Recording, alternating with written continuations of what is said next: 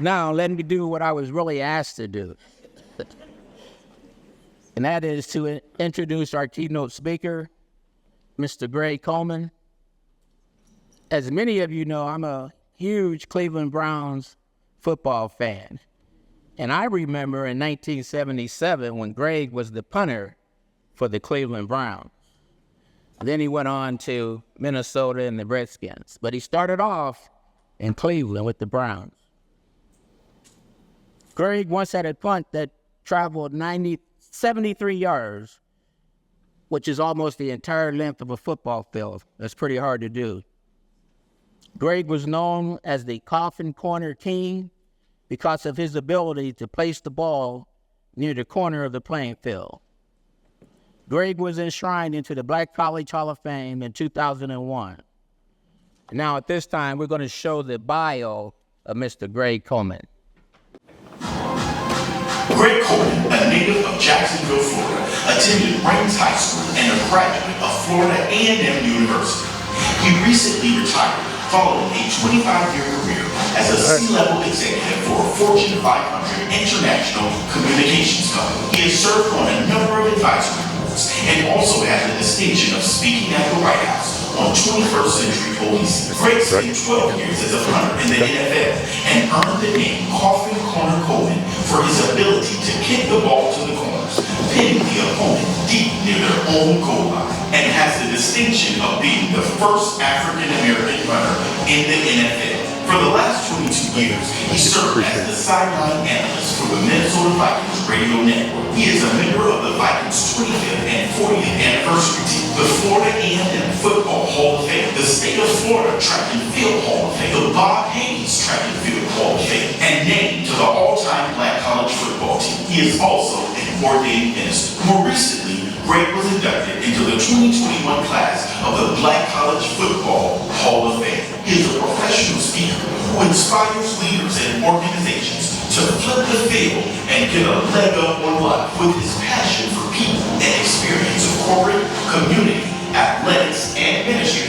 He is one of the most requested speakers each year.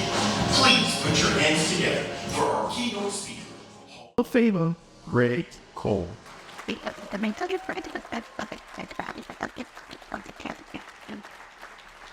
Hey, Mr. DJ, play that song again.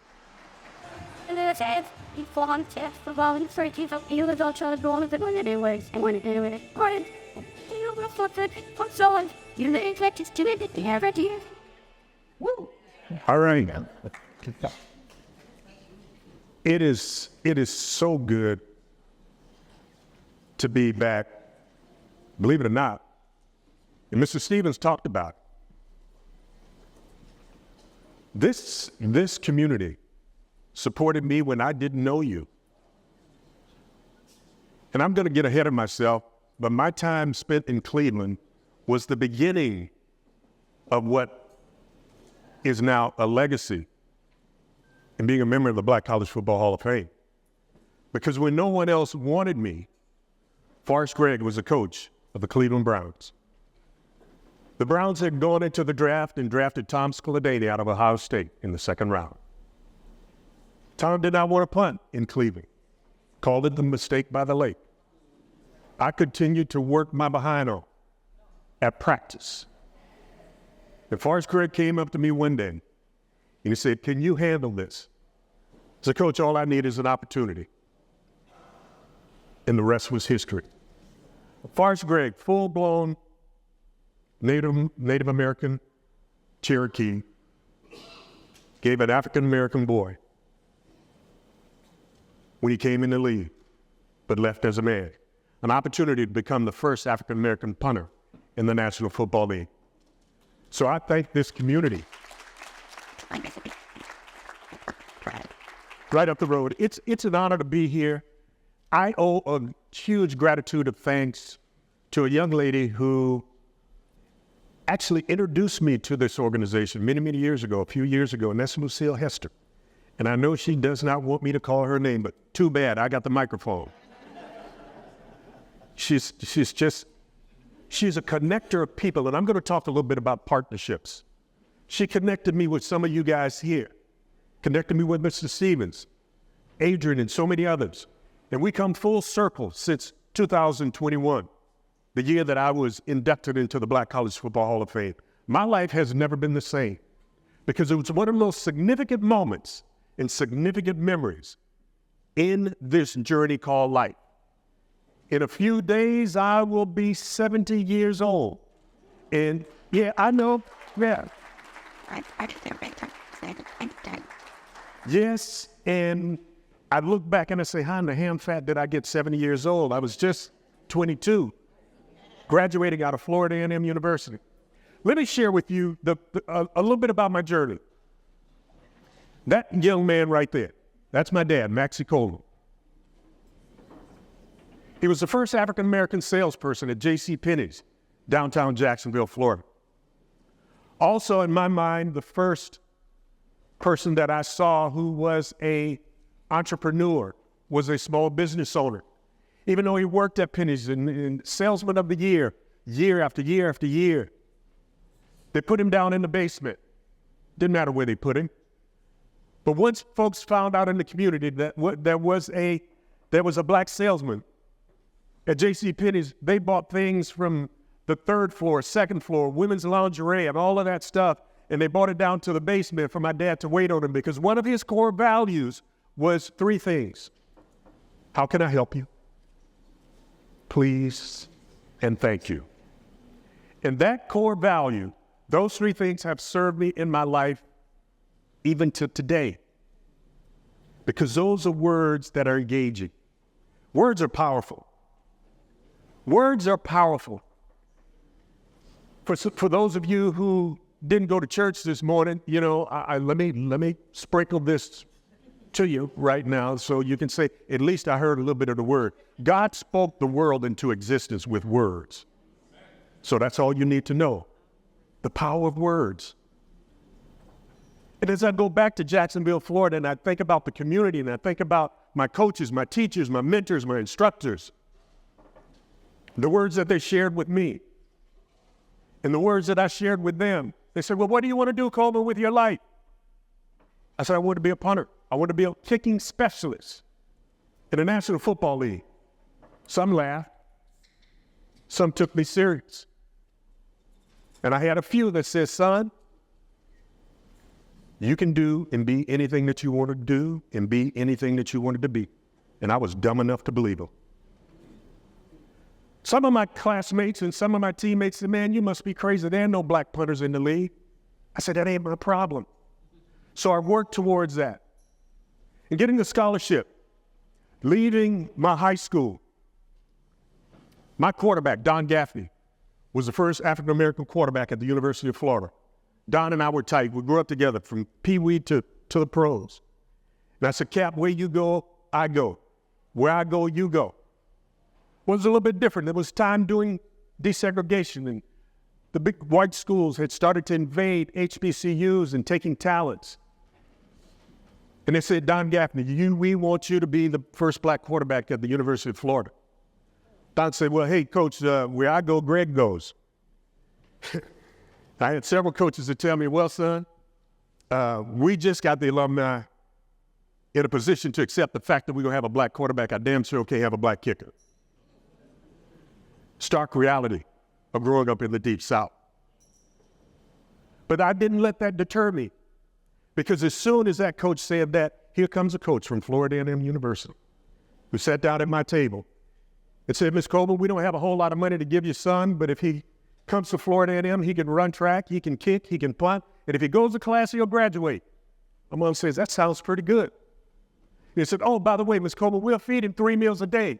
My mom said, hell, you seeing how much this boy is? Give me that damn pen. We signed it. We signed that day. And she said, don't bring him back here until he finishes. And it was those coaches and those teachers and those other mentors and moms who gathered us as young black men and women and nurtured us from boys to men and girls to ladies. And some I owe a great deal of gratitude, because I can remember I was in practice one day and I'm just Man, I'm thumping him. I'm kicking him down the middle of the field, 50, 60, 70 yards. My kicking coach, Pop Kittles, who also was a baseball coach and an instructor. Pop said, well, baby, why are you kicking it right to it? I said, well, heck, Pop, that's where he's standing. Pop said, well, hell, baby, make him work for his supper too. He said, kick it to the right, kick it to the left, make him earn his keep. He said, and I guarantee you, if you do it on a consistent basis, they'll find a place for you in the National Football League. Those kinds of words that instilled went through my ears and down into my members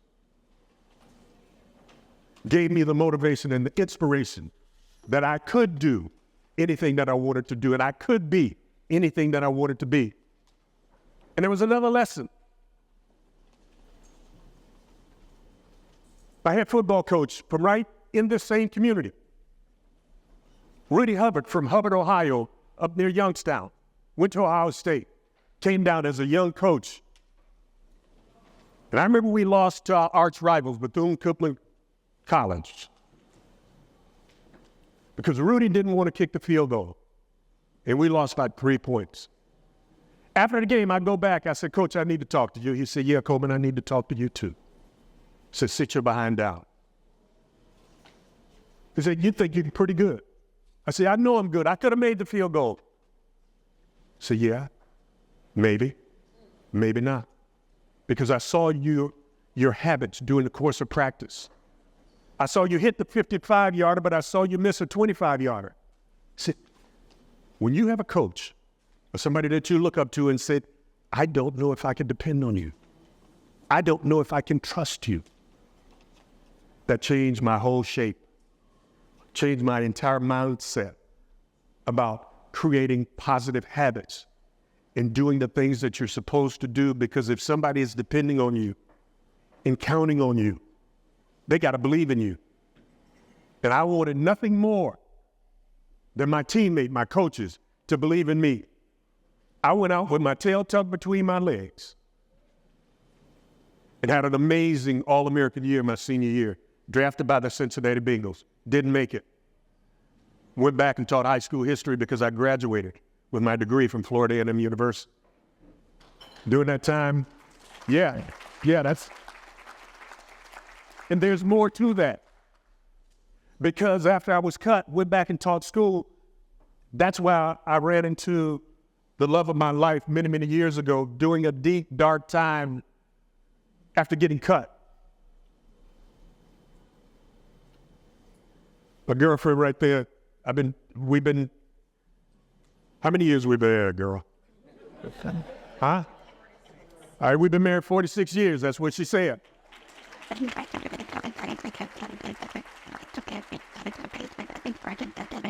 But see, let me back up for a minute. I was telling you about some of the disappointments and some of the things that I had to go through. I told you the things that my dad had to go through. This was the height of my professional career. Look at the perfect form, look at the toe pointed and all of those things. But it wasn't always like that. Pee Wee football, my little league football team. We're sitting in the Gator Bowl, and if you notice, if you can take a good look, there's not one smile on one face. Because we were city champs, and city champs were supposed to play in the Gator Bowl. That's the home of the Jacksonville Jaguars. We go, we've got our equipment, jerseys and all of that stuff. We get off the bus. Coach says, you guys wait right here. We'll be back in a minute. Coach comes back with this look on his face. I said, Coach, what's up? I said, well, guys, we can take a picture, but we're not going to be able to play. Well, what happened to the other team? They didn't show up? They got hurt or what? He said, no. So I'm going to tell you just like they told me. They don't want to play a bunch of N-words. But according. Now, we worked our behinds off. These are young men, 10, 13, 14, 15 years old. And on this team, there are 5 men that put on a professional uniform.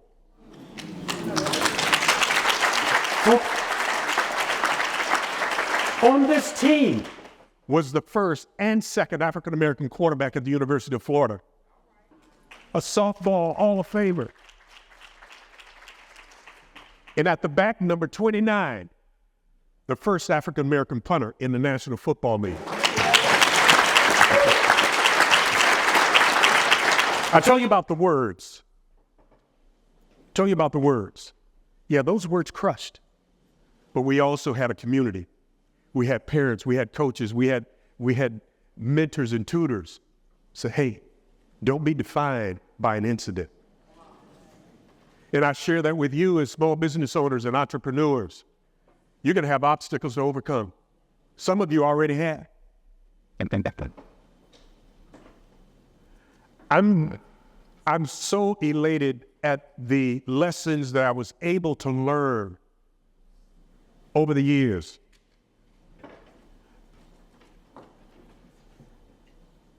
HBCU Hall of Fame Classic. There's a place for all of us.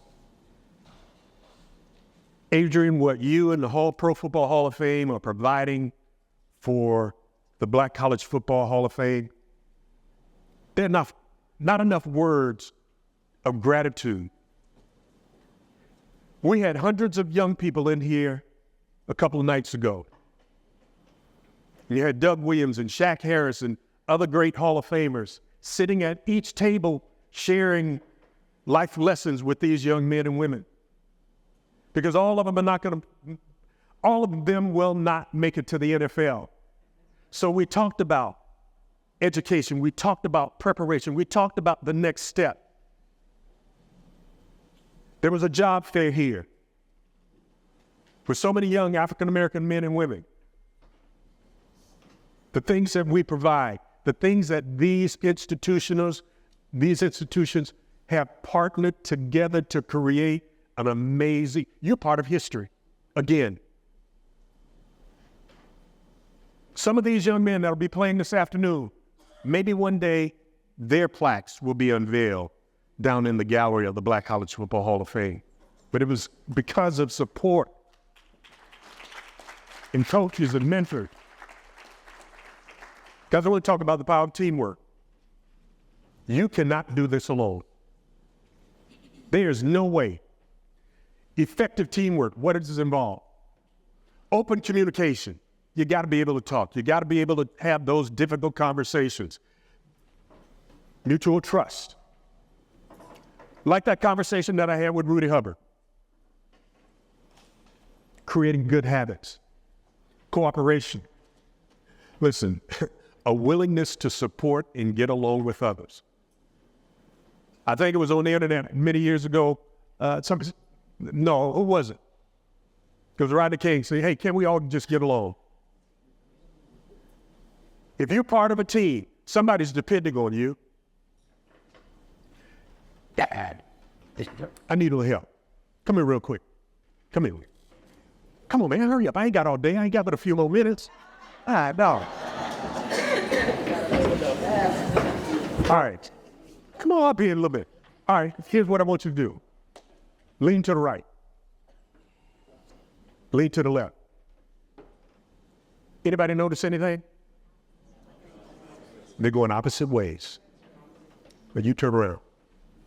One of you got to be the leader. Now lean to the right. Lean to the left.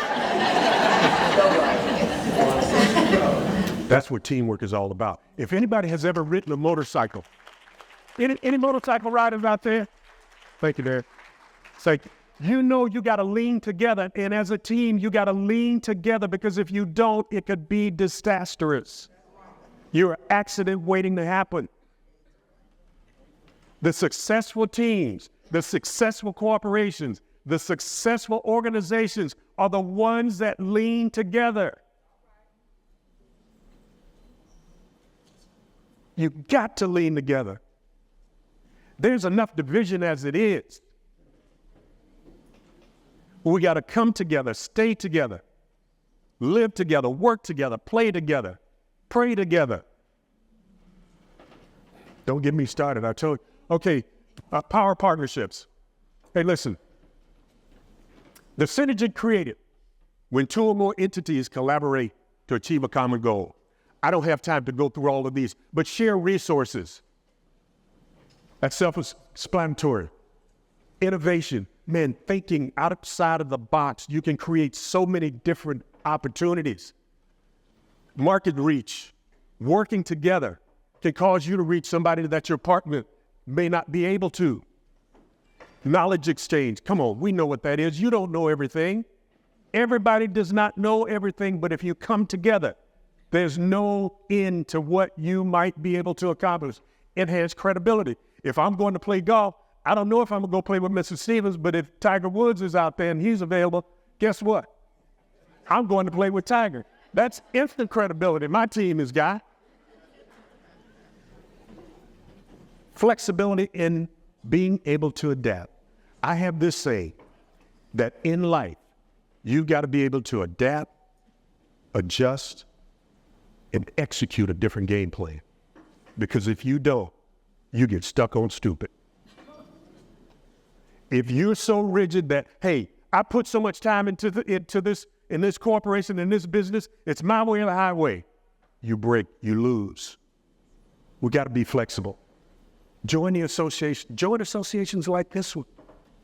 There are other associations that you can glean from, that you can learn from. Successful partnerships are built on clear communication, mutual respect, shared objectives.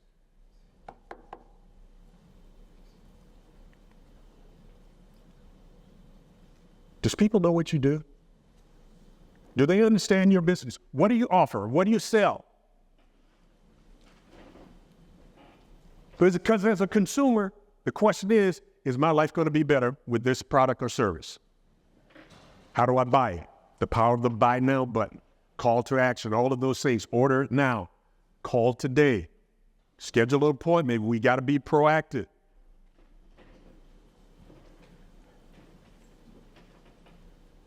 That's a good looking young man right there. And beard.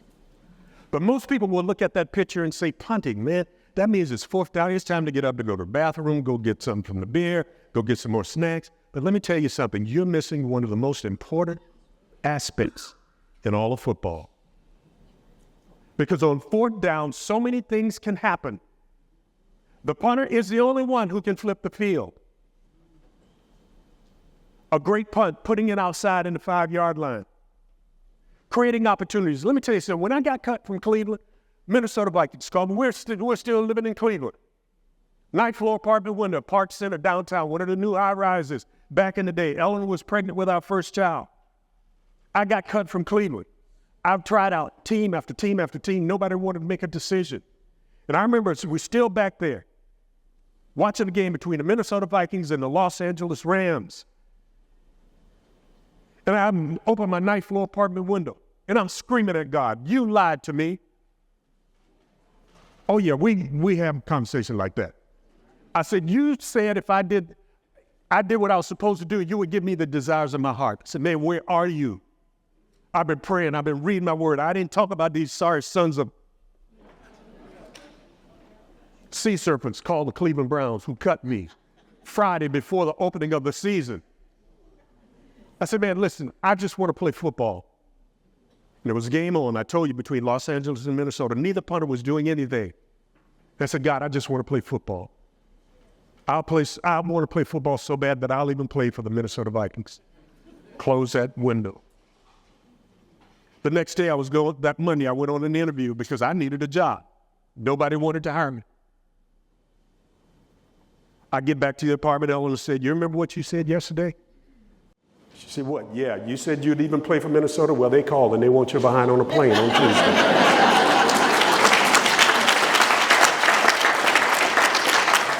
I spent the next 10 years as a punter for the Minnesota Vikings.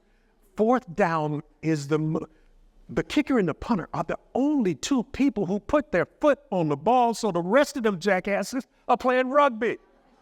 The punter and the kicker are the game starts with the punter or the kicker.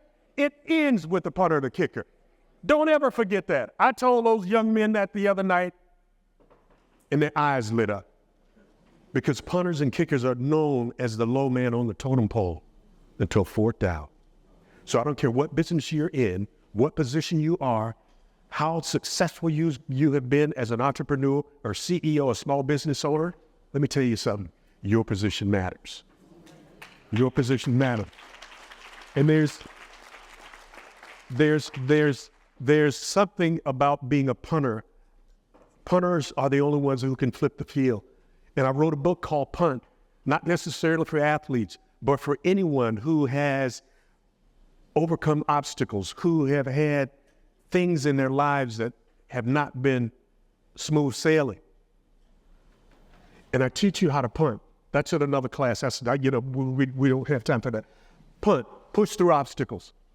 The acronym, you understand your strengths, because God gave all of us something. He gave you something that he didn't give anybody else. And you got to navigate through the crap of life.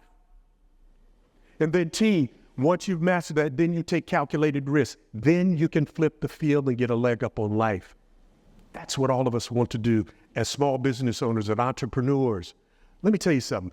There's a call to action. Talk about a problem. Find a solution. Describe a solution how's my life going to change? How's it going to change? And don't try and take this, because what I'm going to do, I'm going to send this. Alea, where are you? I'm going to scrub this, and I'm going to send this, and they'll email it out to all of you guys if you want it. Okay? You can't teach old dogs new tricks. That's a lie from the pit of hell. That was taken a few months ago. Maybe in last November. Last November. My bishop there looking with his mouth on me and said, "Dan, are you going to get stuck up there?" But see, life is about creating habits and rituals. And if you create the right habits, that old saying, practice makes perfect. Anybody heard that? That's a lie from the pit of hell. Because when I started playing golf, man, because I'm an athlete, I don't need no coaching. You all need coaching. Who's coaching you? I started practicing. I started going on trips. Eleanor said, "Where are you going?" I said, "I'm going to play golf." Man, I swore when I was a little shorty that I would never, ever play golf.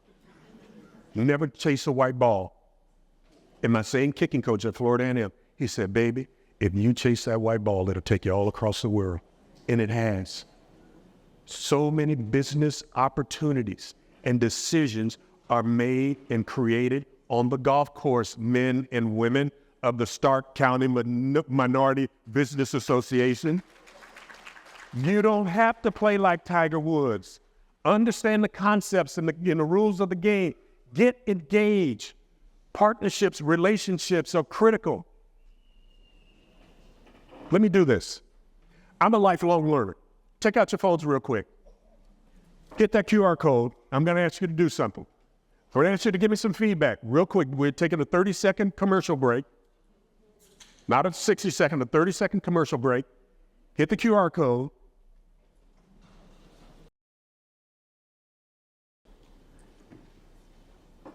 Now, I can sit up here and talk all day, but I don't have all day. I got some things to do. You may have a question that you may want to ask me. For the next few minutes, I know someone is carrying a microphone in the back. Let me see your hand. We'll do that for the next 5 or 6 minutes or so. If you have a question about anything, whatever is said in here, y'all can do whatever you want. I don't care. Any questions? As a small business owner, as an entrepreneur, as a professional athlete? Yes.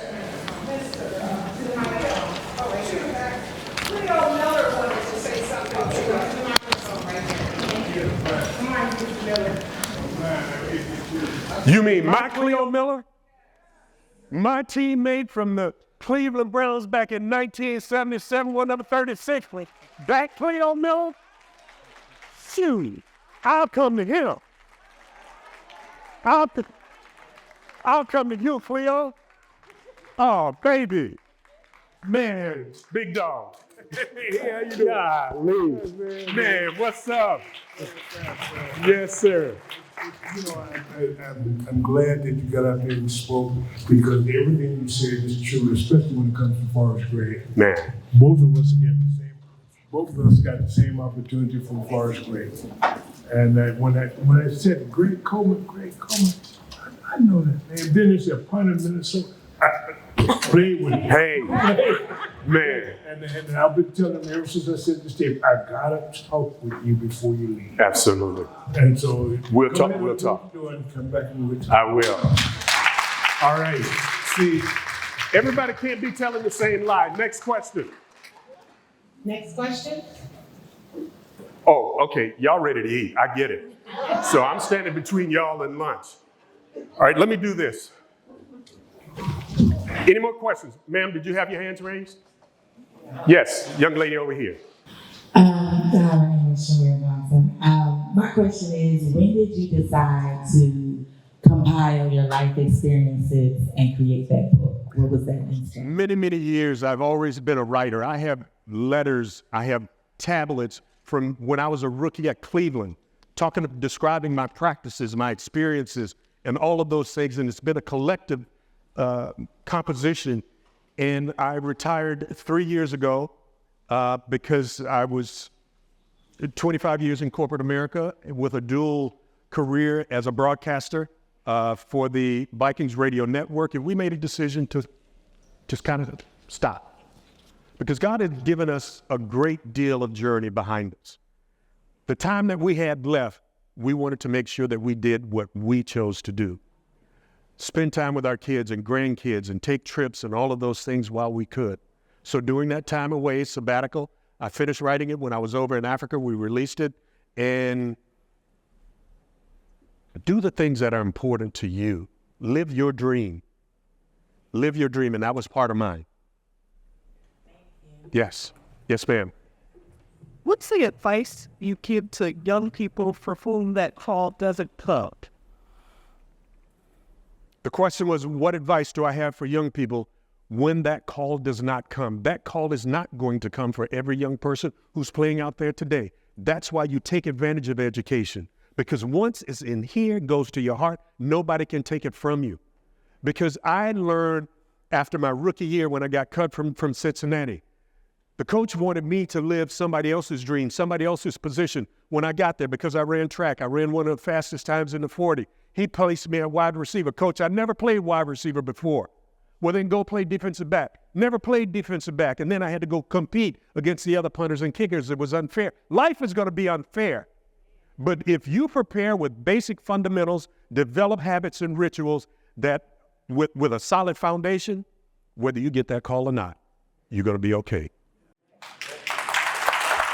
Any more questions?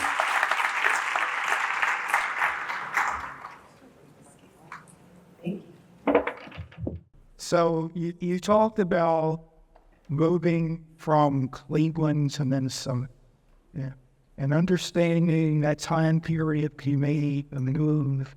I know you face some challenges not only on the football team, but your interactions with people back in uni. How did you survive that, and what advice would you give to people in overcoming that type of adversity? That's a great question. I'm glad you asked that thing right there. Because biases, racism is not defined to a particular part of the country. What we faced in Minnesota was letters being written week after week, some derogatory names for all of the black players. And it was difficult. I'm not going to tell you, but we gathered as a community.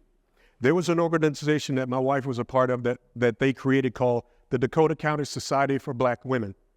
So with anybody who came in that community, they knew where to go to get their hair done. They knew what church to go to. They know what barbershop to go to. They knew what babysitters to have. It's about community. It's about relationships. It's about partnerships coming together. That's the only way that you can survive. Because if you get out there alone by yourself, being a lone ranger, it's easy for the enemy to pick you off. So stay together, stay connected. Thanks for asking that question. One more question. Yes. HBCU, the struggle Black college living person. Oh, see? I mean, how did that help prepare you to be able to go into mainstream? And what's the value of the HBCU players? Wow. I'll give you an example. My English teacher, her name was Sadie Gaither. That's the wife of legendary coach Jake Gaither, who had retired. I think I kicked 4 field goals to beat Alabama State or Alabama A&M, one of them damn teams from Alabama. I kicked 5 field goals to beat them. Came into class on that Monday. Kids were giving me high fives and all that. Miss Gaither said, "What's going on? Are you that Coleman boy?" I said, "Yes, ma'am." She said, "Well, why didn't you tell me?" I said, "Miss Gaither, I'm just coming to class." She said, "When is your study hall?" And I told her. She said, "You be to my house every Wednesday night at 7 o'clock and bring all of your books and all your lessons." She said, "You're not going to be like the rest of those boys. You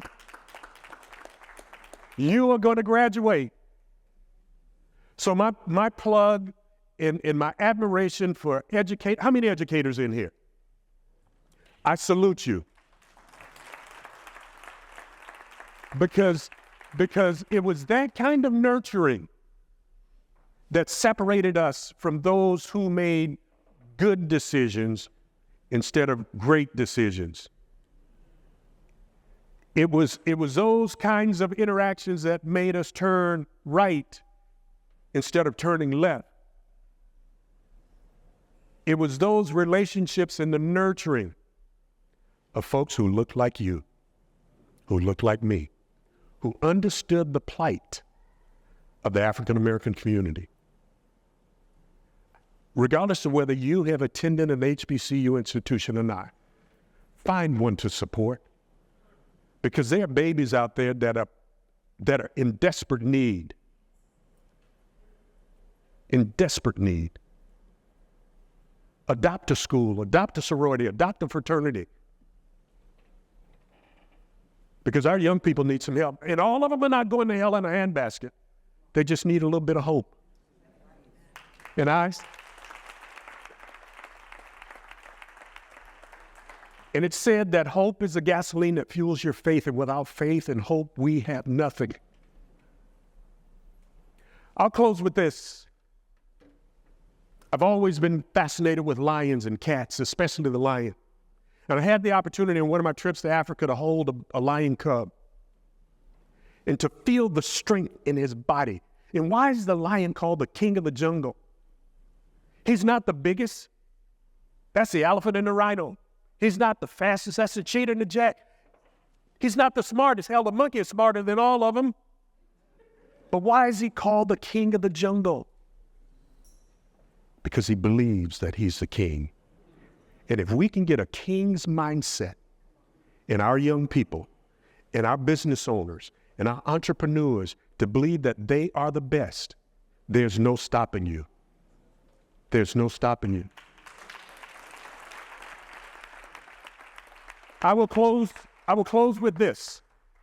During my struggles when Forrest Gregg was cut at Cleveland, one of my teammates and my mentors and my dear friends, Gerald Irons, some of you may remember that name. Gerald was an all-pro linebacker that played for the Oakland Raiders for many years, and he finished his career in Cleveland. And Gerald said, "Coleman, I see you going through hell every day, man, but you inspire me because you're doing your best every day." He said, "You inspired me to write this poem, and it's called Be to Best, and I want to leave you with this. To be the best is my quest." Now, athletes come and athletes go, but there's something very special about being a pro. On and on towards this goal I'll strive while keeping my championship hopes alive. And let us not forget the day-to-day concentration, for it'll help make us the best in the nation. Be the best is my quest. Now, some might just be happy to make the squad, but I'll never be satisfied until I get that Super Bowl wad. And so much happiness I know it'll bring, the thrill of wearing a Super Bowl ring. To be the best is my quest. Now, everything needed I cannot mention, but I hope the things that I've said is not beyond your retention. So Stark County Minority Business Association, be the best. Thank you and God bless you.